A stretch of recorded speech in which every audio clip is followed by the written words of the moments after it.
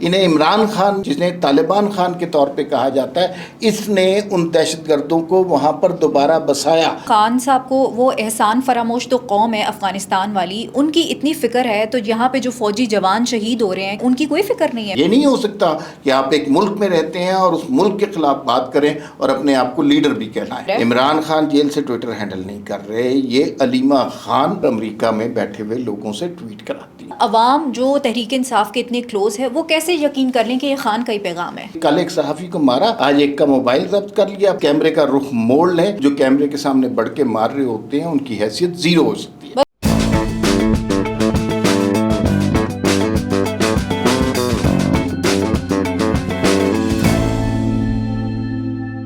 السلام علیکم، میں ہوں آپ کے ساتھ رمشا عارف اور آپ دیکھ رہے ہیں پروگرام وی ٹاک۔ عمار صاحب میرے ساتھ موجود ہیں۔ ناظرین، کہا جاتا ہے کہ صحافی آزاد ہوتا ہے، لیکن ہم نے پچھلے کئی دنوں سے دیکھا کہ پاکستان کے اندر جو صحافی ہیں وہ آزاد نہیں ہیں۔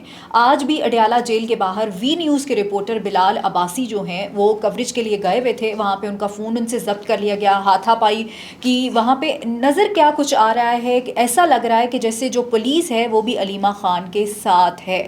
یہ کچھ اس طرح سے خبریں آ رہی ہیں، اور ساتھ ہی ساتھ سیاست کے حوالے سے بھی بڑی اہم خبریں جو ہیں وہ ہمیں دکھائی بھی دے رہی ہیں اور سنائی بھی دے رہی ہیں۔ وہ کیا معاملہ ہے کہ علیمہ خان صاحبہ 2 دن سے خان صاحب سے ملاقات کرنے کے لیے جا رہی ہیں، اور وہ کیا پیغامات لے کے آ رہی ہیں، اور خان صاحب کا جو ٹویٹر اکاؤنٹ ہے وہ کون ہینڈل کر رہا ہے، اتنی سخت ٹویٹس جو ہے وہ کون کر رہا ہے۔ کل بھی ایک ٹویٹ آیا اور جس میں جنرل سید عاصم منیر کے حوالے سے بڑی سخت ٹویٹ تھی، اس حوالے سے بھی بات کریں گے۔ اور علی امین گنڈا پور صاحب کو خان صاحب نے ایک پیغام دیا ہے، کل بھی دیا تھا، آج بھی دیا ہے، وہ کیا پیغام ہے؟ اور پنجاب میں ہم نے دیکھا کہ ضمنی انتخابات ہو رہے ہیں، اعجاز چودھری کی جو سیٹ خالی ہوئی تھی اس پہ اب یہ انتخابات ہو رہے ہیں، اور رانا ثناءاللہ نے ایک اہم سٹیٹمنٹ دی ہے۔ آج صبح وہ میڈیا سے گفتگو کر رہے تھے، انہوں نے کہا 10 سے 12 پی ٹی آئی کے ایسے لوگ ہیں جو مجھے ووٹ دینا چاہتے تھے، اس وجہ سے جو ہے وہ پی ٹی آئی نے الیکشن کا بائیکاٹ کیا۔ آخر یہ وجہ کیا ہے، بائیکاٹ کیا ہے یا جو ہے وہ کیا معاملہ کیا ہے، یہ تمام تر صورتحال پر بات کریں گے۔ ویلکم ٹو دا شو عمار صاحب۔ عمار صاحب، سب سے پہلے تو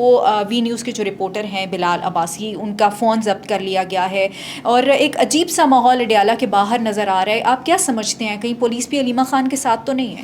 جی بالکل ایسا ہی لگ رہا ہے کہ علیمہ خان سے نہ سوال کرنے کی اجازت ہے، نہ کوریج کرنے کی اجازت ہے۔ پولیس ان لوگوں کے کیمرے، ان لوگوں کے موبائل ضبط کر رہی ہے، اور یہ بڑی تکلیف دہ صورتحال ہے۔ ابھی کل ہم نے دیکھا کہ صحافیوں کے ساتھ کیا سلوک کیا گیا، سارے پاکستان کے صحافی اس کے اوپر احتجاج کر رہے ہیں۔ تمام جو صحافیوں کی یونینز ہیں، تنظیمیں ہیں، انہوں نے احتجاج کا اعلان کیا، لیکن ان کے کانوں پہ جوں نہیں رونگتی۔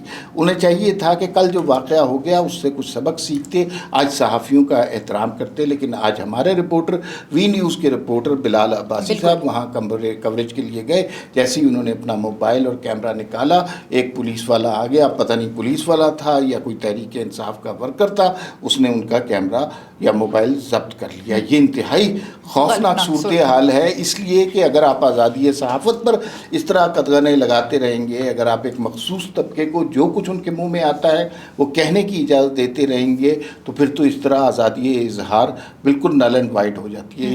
اس معاشرے میں پھر آزادی اظہار کا کوئی پیمانہ نہیں رہتا، آپ نہ سوال کر سکتے ہیں نہ کوریج کر سکتے ہیں۔ اور وی نیوز کے رپورٹر وہاں پہ پہنچے، اور میں آپ کو بتاؤں کہ واقعہ تو یہ ہوا اور بہت تکلیف دہ واقعہ ہے، اس پر ہم تمام جگہ پر جہاں پر احتجاج ہوگا وہاں پر احتجاج رجسٹر کروائیں گے، لیکن یہ یاد رکھیے گا کہ ہمارے جو صحافی ہیں، ہمارے جو رپورٹر ہیں، بلال عباسی بہت قابل لوگ ہیں۔ ہم پھر بھی ہر جگہ سوال کریں گے، ہر ایسی جگہ پہنچیں گے جہاں سوال کرنا بنتا ہے۔ سوال کرنے سے آپ روک نہیں سکتے، اس طرح کے موبائل چھین لینے سے، کیمرے چھین لینے سے، یہ بہت چھوٹی حرکت ہے، اور یہ مجھے لگتا ہے کہ کسی کی انٹینشن پہ ہو رہی ہے۔ یہ پنجاب پولیس کی وردی میں کوئی شخص آیا ہے اور اس نے ایسا کیا ہے، تو یہ اس پہ میرے خیال میں تمام صحافیوں کو احتجاج کرنا چاہیے، صحافیوں کی تنظیموں کو احتجاج کرنا چاہیے۔ کل ایک صحافی کو مارا، آج ایک کا موبائل ضبط کر لیا، پرسوں کیا کریں گے، یہ گولیاں ماریں گے کسی کو۔ پھر تو جو کل والا سارا سین کریٹ ہوا وہ بھی پھر کسی کی مرضی سے ہی ہوا ہوگا ہمارے جی بالکل پلاننگ کے ساتھ یہ لوگ آئے تھے. آپ نے دیکھا کہ کس طرح بات کا آغاز ہوا. اب طیب بلوچ نے جو بات کی تھی اس میں کوئی ایسی بات نہیں تھی. اس نے صرف اتنا کہا کہ جو ٹرولز میرے پیچھے لگائے ہوئے ہیں, جو ماں بہن کی گالیاں دے رہے ہیں, ان کے اوپر آپ مذمت کر لیں تاکہ وہ جو ہے گالیوں کی بوچھاڑ جو کسی کے خاندان کے حوالے سے سوشل میڈیا پر ہو رہی ہے وہ کسی لمحے کے لیے تھمیں. وہ جو دھمکیاں سوشل میڈیا پر دی جا رہی ہیں وہ کسی لمحے تھمیں. لیکن اتنی سی بات کہنے کا خمیازہ کیا نکلا کہ ان کے اوپر تشدد بھی کیا گیا, گالیاں بھی دی گئیں, تھپڑ بھی مارے گئے, ٹھوٹے بھی مارے گئے.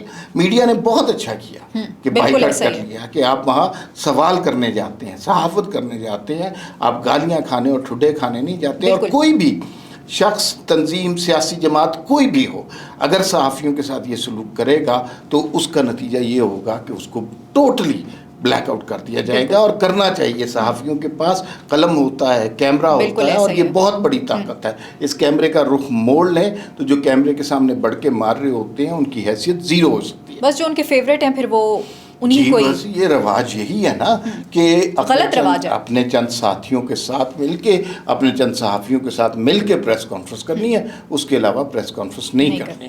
تو وہ کوئی سوال, چونکہ وہ تو سوال نہیں کرتے, وہ تعریفیں کرتے ہیں, وہ قصیدے پڑھتے ہیں, قصیدے پڑھتے ہیں. اور قصیدے پڑھنے والے صحافی اور سوال کرنے والے صحافی مختلف ہوتے ہیں. مجھے بہت دکھ ہے بلال عباسی صاحب کا جو اس طرح موبائل ضبط کر لیا گیا ہے اس کے اوپر, اور اس پر آواز اٹھانی چاہیے کیونکہ وہ اپنے صحافیانہ کام کے لیے گئے تھے, وہ کوریج کر رہے تھے. بالکل ایسا ہی ہے. اس سے ہم لوگوں کی آواز دبائی جا رہی ہے. کسی بھی شخص صحافیوں کی اس طرح آواز دبائی جائے گی تو پھر ری ایکشن آئے گا صحافی تنظیموں کی جانب. بالکل ایسا ہی ہے. عمار صاحب, آج علیمہ خان صاحبہ کی پھر ملاقات ہوئی خان صاحب سے, اور انہوں نے یہ کہا کہ یہ سب کریٹ اس لیے کیا جا رہا ہے کہ خان کا جو پیغام ہے وہ باہر نہ آئے. ایک تو انہوں نے یہ بات کی. دوسری انہوں نے پھر وہی بات کی جو کل بات کی کہ علی امین گنڈا پور کو چاہیے کہ جو کے پی کے میں آپریشن ہو رہا ہے اس کو رکوائیں اور افغانستان جائیں. افغانستان جانے والا معاملہ بھی ہم ڈسکس کریں گے. اور ساتھ ہی ساتھ علیمہ خان نے کہا کہ اگر پارٹی کو بچانا ہے تو علی امین گنڈا پور اس میں ایک امپورٹنٹ رول پلے کریں. علی امین گنڈا پور کیوں غائب ہیں؟ پھر اگر اتنا سارا ایشو کریٹ ہو رہا ہے تو وہ آ کے ایک اسٹیٹمنٹ دے دیں. پھر دیکھیے بات یہ ہے کہ کل عمران خان کے ٹویٹر سے بھی ایک ٹویٹ ہوئی, اور پھر اس کے بعد یہ افغانستان والا ایشو بھی کریٹ ہوا, اور پھر صحافیوں کے ساتھ بدتمیزی کی بات بھی ہوئی. اس کا مطلب یہ ہے کہ عمران خان کے بیانیے کو یا علیمہ خان کی پرسنالٹی کو ذرا بڑھاوا دیا جا رہا ہے. شاید یہ عمران خان کی وارث بننا چاہتی ہیں. اب دیکھیے نا یہ کیسے ہو سکتا ہے کہ ایک خاتون ملتی ہیں, صرف وہ ملی ہیں. بالکل ایسے ہی ہے. اور اس کے بعد جو کچھ انہوں نے کہا وہ عمران خان کا بیانیہ ہو گیا. ہم جانتے ہیں کہ یہ جو افغانستان سے لوگ آئے تھے, یہ جو احسان فراموش آئے تھے, انہیں عمران خان جنہیں طالبان خان کے طور پہ کہا جاتا ہے, اس نے ان دہشت گردوں کو وہاں پر دوبارہ بسایا, اور وہ اب ہمارے لیے سب سے بڑی مصیبت بنے ہوئے ہیں. تو ان کو نکالنا ہماری معراج ہوگی تاکہ ہم اپنے ملک میں سکون کر سکیں. لیکن وہ تو کچھ اور ہی باتیں کر رہے ہیں کہ علی امین گنڈا پور کیسے جا سکتے ہیں. علی امین گنڈا پور جا کیسے سکتے ہیں ہمارے صاحب؟ دیکھیے یہ جو خارجہ پالیسی ہوتی ہے یہ صوبوں کی خارجہ پالیسی نہیں ہوتی. خارجہ پالیسی ملک کی ہوتی ہے, اور ملک کی خارجہ پالیسی کچھ ضابطے, کچھ اصول, کسی تھنکنگ کی بنا پر ہوتی ہے.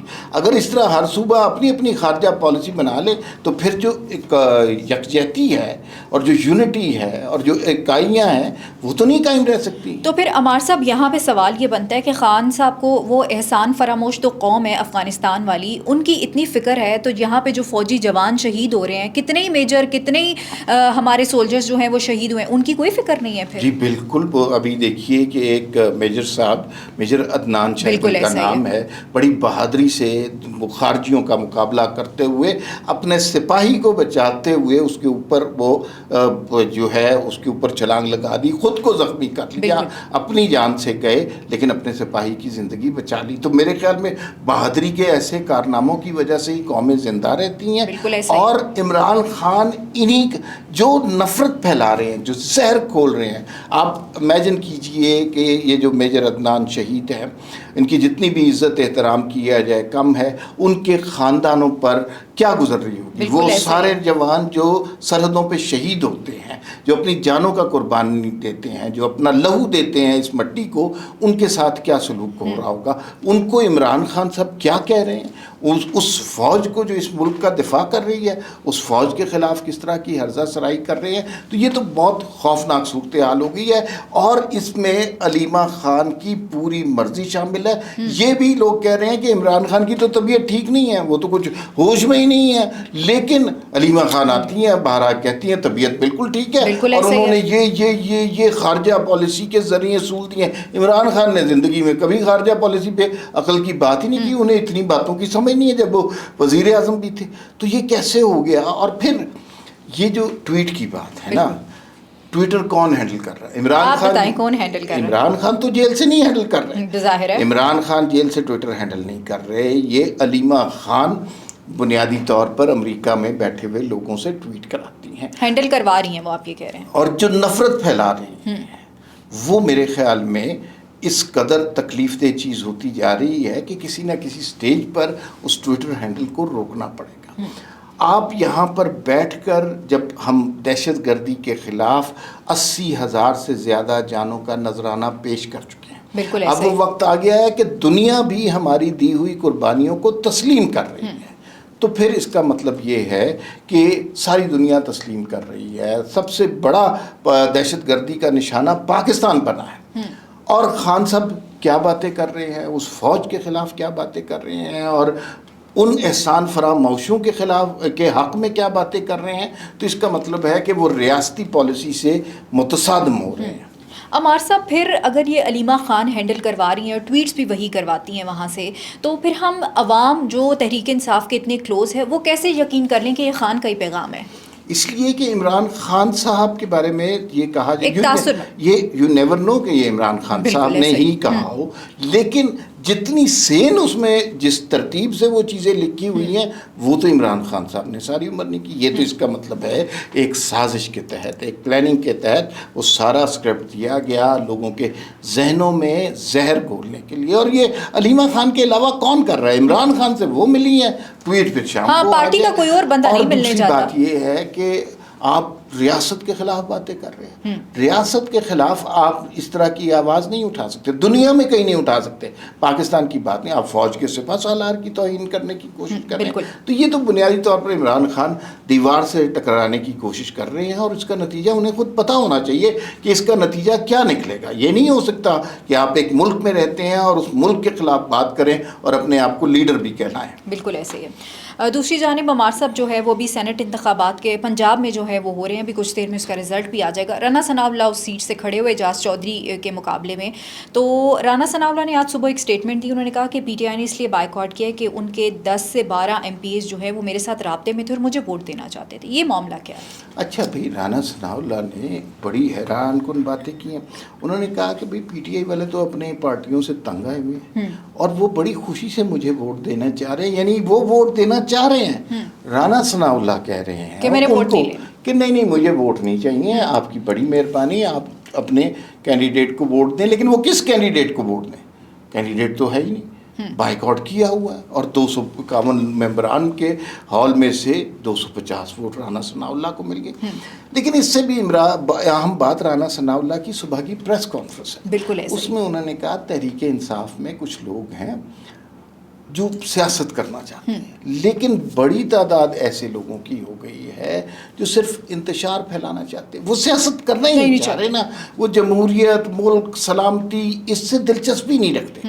انہیں ہر وہ موقع دے، کسی کو پتھر مارنے کا موقع دے وہ پتھر ماریں گے، کسی کو گالی دینے کا موقع ملے وہ گالی دیں گے، کسی کو توہین آمیز کلمات کہنے کا موقع ملے وہ کریں گے.